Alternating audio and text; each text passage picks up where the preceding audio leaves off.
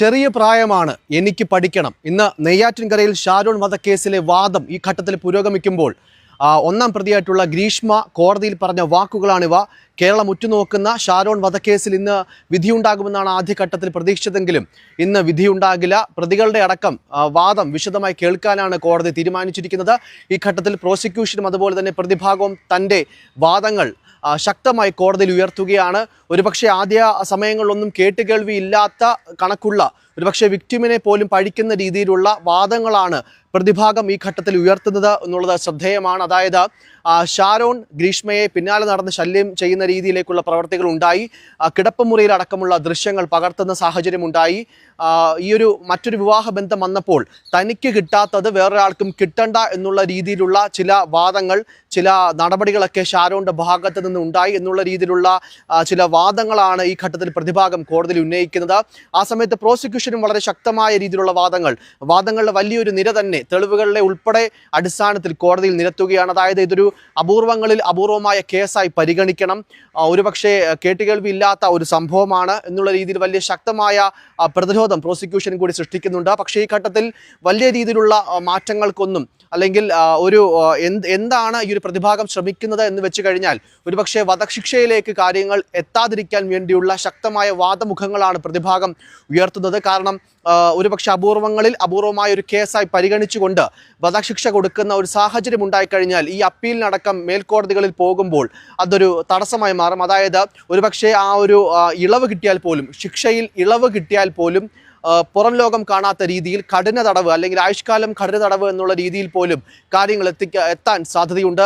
അതുകൊണ്ട് മുൻകൂട്ടി കാര്യങ്ങൾ കണ്ട് വലിയൊരു പ്രതിരോധം സൃഷ്ടിക്കുകയാണ് ഇത്തരത്തിലുള്ള വാദമുഖങ്ങളിലൂടെ പ്രതിഭാഗം ഇപ്പോൾ കോടതിയിൽ ചെയ്യുന്നത് എന്നുള്ളതാണ്. ഒരുപക്ഷെ നമുക്ക് കേൾക്കുമ്പോൾ വൈകാരികമായ ചില വിമുഖതകൾ അല്ലെങ്കിൽ ചേർച്ചക്കേടുകൾ, പൊരുത്തക്കേടുകളൊക്കെ തോന്നുമെങ്കിലും സ്വാഭാവികമായും കോടതിയിൽ നടക്കുന്ന ഒരു പ്രൊസീജിയറാണ്. കാരണം ഇന്ന് വിശദമായ വാദം അല്ലെങ്കിൽ വാദങ്ങളിലേക്ക് ഒരു അവസാനം അന്തിമവാദം എന്നുള്ള രീതിയിൽ പ്രതികൾക്ക് എന്തെങ്കിലും പറയാനുണ്ടെങ്കിൽ അതുൾപ്പെടെ കേൾക്കാമെന്നുള്ള രീതിയിൽ ഒരു നിലപാട് കോടതി വ്യക്തമാക്കിയതാണ്. അതുകൊണ്ട് തന്നെ സ്വാഭാവികമായി ഇതൊരു കോടതി നടപടിക്രമമാണ്.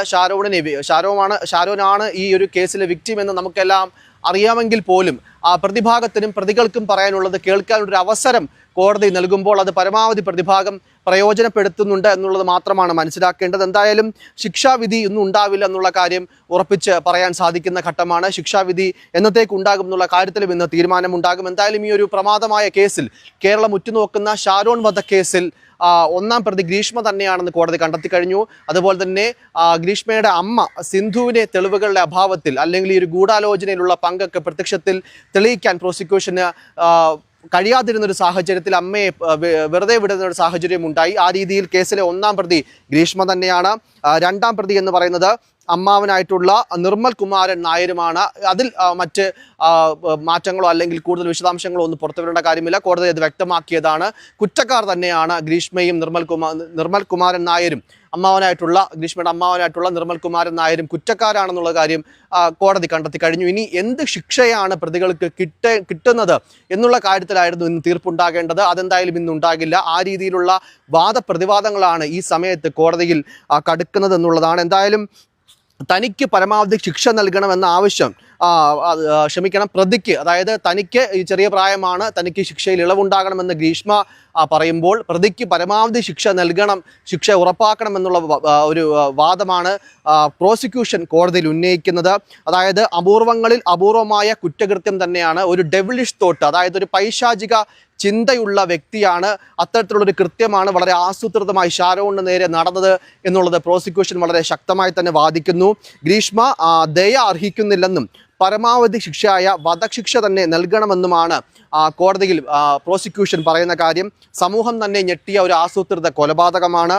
അതുകൊണ്ട് തന്നെ പ്രതി നടത്തിയത് വളരെ ആസൂത്രിതമായിട്ടുള്ള കൃത്യങ്ങളാണ്. ഒരു രീതിയിലും ഇതിനെ ഒരു ആക്സിഡൻ്റൽ ഡെത്ത് എന്നോ അല്ലെങ്കിൽ പെട്ടെന്നുണ്ടായ ഒരു തോട്ടിൻ്റെ മുകളിൽ ചെയ്ത ഒരു കുറ്റമെന്നോ ഒന്നും പറയാൻ സാധിക്കുന്ന ഒരു അവസ്ഥയില്ല. അതുകൊണ്ട് തന്നെ കൃത്യമായ ഒരു ശിക്ഷ കിട്ടണം പ്രതിക്ക് എന്നുള്ളത് പ്രോസിക്യൂഷൻ പറയുകയാണ്. ആ സമയത്ത് തനിക്ക് ശിക്ഷയിൽ ഇളവ് വേണം, ചെറിയ പ്രായമാണ്, തനിക്ക് ഇനിയും പഠിക്കണം, അതുകൊണ്ട് തന്നെ ശിക്ഷയിൽ ഇളവ് വേണം എന്നുള്ളതാണ് ഗ്രീഷ്മ കോടതിയോട് അപേക്ഷിച്ച ഒരു കാര്യം. എന്തായാലും തനിക്ക് 24 വയസ്സ് മാത്രം പ്രായമുള്ള പ്രതിയുടെ ഒരു പ്രായം കൂടെ കണക്കിലെടുത്ത് കുറഞ്ഞ ശിക്ഷ നൽകണമെന്നാണ് പ്രതിഭാഗം കോടതിയിൽ പറയുന്നത്. പ്രതിക്കെതിരെ സാഹചര്യ തെളിവുകൾ മാത്രമാണുള്ളതെന്നും പറയുന്നു. നശീകരണ സ്വഭാവമുള്ളയാളല്ല. അതുപോലെ തന്നെ ഷാരോണിനെതിരെയുള്ള നിരവധി വാദങ്ങളും നമ്മൾ മുൻപ് സൂചിപ്പിച്ചതുപോലെ പ്രതിഭാഗം എന്തായാലും ഈ ഒരു ഘട്ടത്തിൽ ഉന്നയിക്കുന്നുണ്ട്. എന്തായാലും ഇന്ന് ഈ ഒരു ഷാരോൺ വധക്കേസിൽ ഗ്രീഷ്മയ്ക്കും അതുപോലെ തന്നെ അമ്മാവനായിട്ടുള്ള നിർമ്മൽ കുമാരൻ നായരിനും എന്ത് ശിക്ഷയാണ് നൽകുന്നത് എന്നുള്ള കാര്യത്തിൽ ഇന്ന് വിധി പ്രസ്താവം ഉണ്ടാകില്ല. അത്തരത്തിൽ വാദങ്ങൾ കേൾക്കുകയാണ്. പ്രതിഭാഗത്തിന്റെ അടക്കമുള്ള വിശദമായ വാദങ്ങൾ കേൾക്കുകയാണ്. കേരളം ഉറ്റുനോക്കുന്ന ഒരു ശിക്ഷാവിധി കൂടിയായിരുന്നു ഈ ഒരു ഷാരോണിന്റെ വധക്കേസിൽ ഉണ്ടാകുന്ന ഒരു കാര്യം. അതുകൊണ്ട് തന്നെ വലിയ രീതിയിലുള്ളൊരു പ്രതീക്ഷയുണ്ട്. ഒരു പക്ഷേ നമുക്ക് കേരളത്തിൽ കേട്ടുകേൾവിയില്ലാത്ത രണ്ടുപേർ, പ്രണയത്തിലായിരിക്കുന്ന രണ്ടുപേർ, അന്യോന്യം സ്നേഹിക്കുന്നു എന്ന് വിശ്വസിക്കുന്ന രണ്ടുപേർ, അതും പ്രത്യേകിച്ച് ഷാരോണിന്റെ കാര്യമാണെങ്കിൽ നമുക്കറിയാം അത്രയേറെ ഗ്രീഷ്മയെ വിശ്വസിച്ചിരുന്ന ഒരു വ്യക്തിയാണ്. മരണസമയത്ത് പോലും ഗ്രീഷ്മയ്ക്കെതിരെ മൊഴി കൊടുക്കാതിരുന്ന, അല്ലെങ്കിൽ ഗ്രീഷ്മയെ അത്ര കണ്ട് വിശ്വസിക്കുന്നത് കൊണ്ട് ഈ ഒരു കഷായത്തിൽ കളനാശിനി അല്ലെങ്കിൽ കീടനാശിനി കലക്കിക്കൊടുത്ത് ഷാരോണിനെ വധിക്കാൻ ശ്രമിച്ച ഈ ഒരു കേസിൽ ഗ്രീഷ്മയ്ക്കെതിരെ മൊഴി കൊടുക്കുന്ന ഒരു സാഹചര്യം പലപ്പോഴും ഉണ്ടായില്ല. ആ രീതിയിൽ വളരെ വൈകാരികമായുള്ളൊരു അടുപ്പം, അല്ലെങ്കിൽ വളരെ വലിയ രീതിയിലുള്ളൊരു ആത്മബന്ധം ഷാരോണിന് ഒരു വിശ്വാസമൊക്കെ ഗ്രീഷ്മയോട് ഉണ്ടായിരുന്നു. ആ ഒരു വിശ്വാസം മുതലെടുത്തുകൊണ്ടാണ് വളരെ രീതിയിലൊരു കൺവിൻസിംഗ് ആയി എന്ന് പറയേണ്ടി വരും ഈ ഒരു വാദങ്ങളൊക്കെ ആ സമയത്ത് ഗ്രീഷ്മ കുടുംബത്തോടും അതുപോലെ തന്നെ ഷിമോന്റെ കാര്യം കൂടി എടുത്തു പറയേണ്ടതാണ്.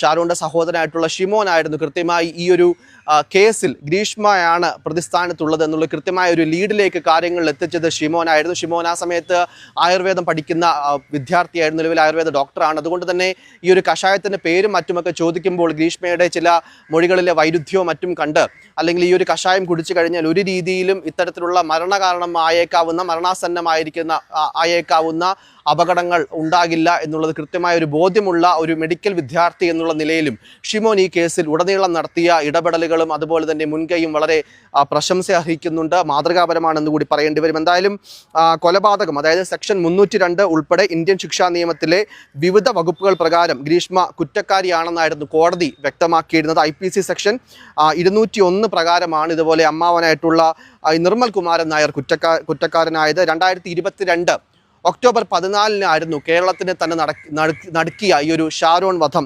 അരങ്ങേറിയത്. ഷാരോണും ഗ്രീഷ്മയും വർഷങ്ങളായി പ്രണയത്തിലായിരുന്നു. ഇതിനിടെ ഗ്രീഷ്മയ്ക്ക് മറ്റൊരു വിവാഹാലോചന, അതായത് മറ്റൊരു സൈനികന്റെ വിവാഹാലോചന വരികയും അത് നല്ലൊരു ബന്ധമായി ഗ്രീഷ്മയ്ക്കും അല്ലെങ്കിൽ ഗ്രീഷ്മയുടെ കുടുംബത്തിനും തോന്നിയ ഒരു സാഹചര്യത്തിൽ ഏത് വിധേനയും തൻ്റെ ആൺ സുഹൃത്തിനെ, തൻ്റെ പ്രണയിതാവിനെ ഒഴിവാക്കണമെന്നുള്ള ചിന്തയിൽ വളരെ ആസൂത്രിതമായി കരുതിക്കൂട്ടി ചെയ്ത ഒരു ജ്യൂസ് ചലഞ്ച്, അത് പരാജയപ്പെട്ടതിന് പിന്നാലെ ഒരു കഷായ ചലഞ്ച്, അല്ലെങ്കിൽ കഷായത്തിൽ കീടനാശിനി കലർത്തി താൻ കുടിച്ചു കാണിക്കുന്നു. അതിൻ്റെ വിഷം കലർത്തിയ മറ്റൊരു കുപ്പിയിലെ കഷായം ഷാരോണിനോട് കുടിക്കാൻ ആവശ്യപ്പെടുന്നു. അതിനുശേഷം വലിയ രീതിയിലുള്ള ശാരീരിക അസ്വാസ്ഥ്യങ്ങൾ ഉണ്ടാവുകയും ഛർദിലടക്കമുള്ള ബുദ്ധിമുട്ടുകൾ ഉണ്ടാവുകയും ഒക്കെ ചെയ്യുന്നു.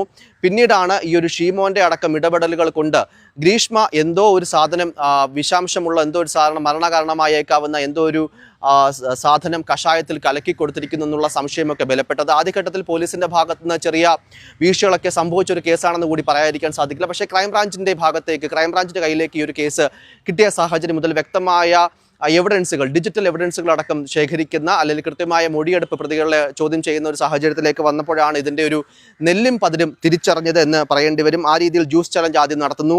പാരസെറ്റമോൾ കലർത്തിയ ജ്യൂസ് ഷാരോണിനെ കൊണ്ട് കുടിപ്പിച്ചായിരുന്നു ആദ്യ ശ്രമം. ആ ഒരു ദേഹാസ്വാസ്ഥ്യം ഉണ്ടായെങ്കിലും ആ ശ്രമം പരാജയപ്പെടുന്നു. പിന്നീട് പ്രതി ഗ്രീഷ്മ ഷാരോണിനെ തൻ്റെ വീട്ടിലേക്ക് വിളിച്ചു വരുത്തിയാണ് ഈ ഒരു കഷായത്തിൽ കീടനാശിനി കലർത്തി കൊടുത്തത്. ഇത് കഴിച്ച് ദേഹാസ്വാസ്ഥ്യമുണ്ടായ ഷാരോണിനെ ഉടൻ തന്നെ ആശുപത്രിയിലേക്ക് പ്രവേശിപ്പിക്കുന്നു. 11 ദിവസം ചികിത്സയിലായ ഷാരോൺ പിന്നീട് മരണത്തിന് കീഴടങ്ങുന്ന കാഴ്ചയാണ് കേരളം കണ്ടത്. എന്തായാലും ആന്തരിക അവയവങ്ങൾ ഉൾപ്പെടെ വലിയ രീതിയിലുള്ള വിഷാംശം ചെന്ന് ആണ് ഷാരോൺ മരണപ്പെട്ടത് എന്നുള്ളതും കൃത്യമായി കണ്ടെത്തിയിരുന്നു. എന്തായാലും കേരളം ഉറ്റുനോക്കുന്ന ഒരു കേസിലെ വിധി പ്രസ്താവത്തിന് മുൻപുള്ള അവസാന വാദപ്രതിവാദങ്ങളാണ് നെയ്യാറ്റിൻകര സെഷൻസ് കോടതിയിൽ പുരോഗമിക്കുന്നത്. എന്തായാലും ഇന്ന് വിധി പ്രസ്താവം ഉണ്ടാകില്ല. ഒന്നാം പ്രതി ഗ്രീഷ്മ തന്നെയാണ് ഷാരോണിന്റെ വധക്കേസിൽ. അതുപോലെ തന്നെ അമ്മയെ തെളിവുകളുടെ അഭാവത്തിൽ കോടതി വെറുതെ വിട്ടിരുന്നു. അമ്മാവനായ നിർമ്മൽ കുമാരൻ നായരും കേസിൽ പ്രതിയാണ്. എന്ത് ശിക്ഷയായിരിക്കും കേരളത്തിന് നടുക്കിയ സമാനതകളില്ലാത്ത ഷാരോൺ വധക്കേസിൽ ഒന്നാം പ്രതിയായിട്ടുള്ള ഗ്രീഷ്മയെ കാത്തിരിക്കുന്നത്, അല്ലെങ്കിൽ എന്ത് തരം വിധി പ്രസ്താവമായിരിക്കും കോടതിയുടെ ഭാഗത്ത് നിന്ന് ഉണ്ടാവുക എന്നുള്ളതാണ് ഇനി കണ്ടറിയേണ്ടത്.